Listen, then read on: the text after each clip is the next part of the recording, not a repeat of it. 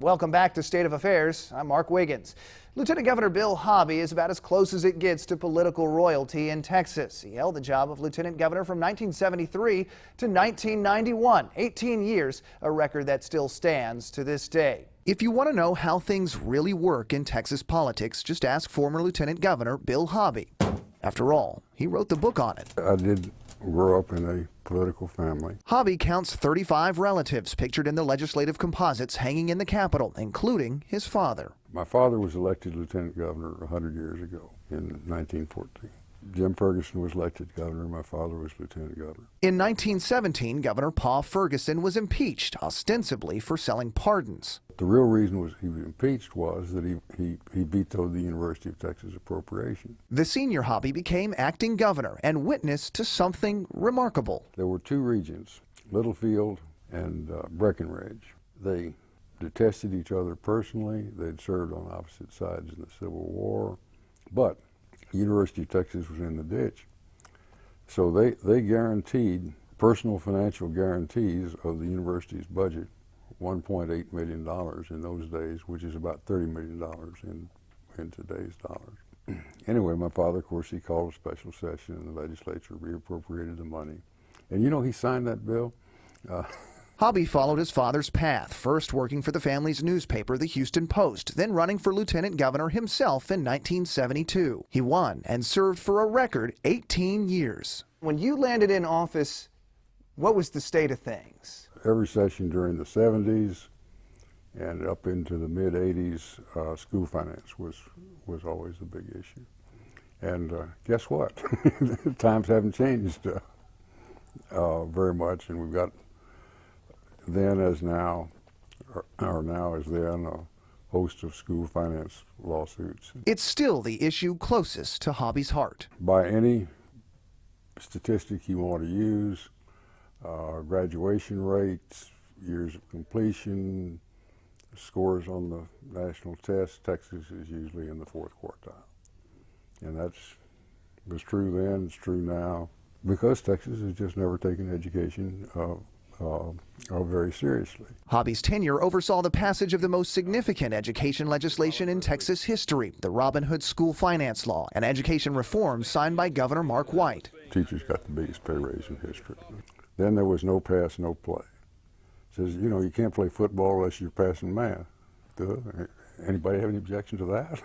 And I'm sure no one had any objection. Oh, they had whole lots of objections. What, aren't you a football fan? Or aren't you a real Texan? The state's longest-serving lieutenant governor says there are a few misconceptions about his old post. Is the lieutenant governor the most powerful job in Texas? Well, no.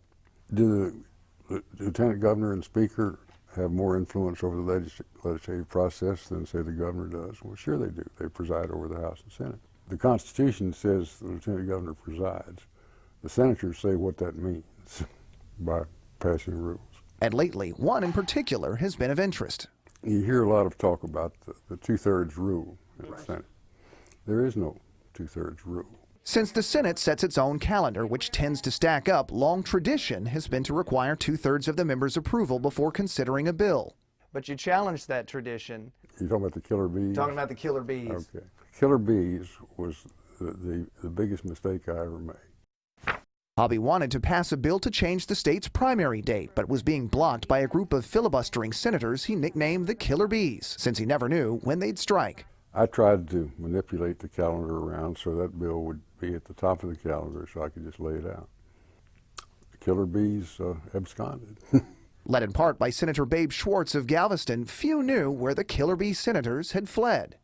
After about 4 or 5 days, you know, I got tired of this stuff, and you know, I wasn't accomplishing what I was trying to accomplish. And I said, "Okay, babe, come on back. No reprisals, no anything. I won't screw around with the calendar anymore. Let's all come back and go to work." What was the lesson about that? Don't do it. Did you ever try it again? No. I was that stupid once, but not that stupid twice. So. When it comes down to it, Hobby says the job is fairly simple. There's only one bill that really matters.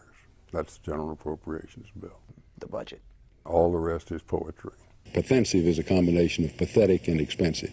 These days, Hobby says the political climate seems different.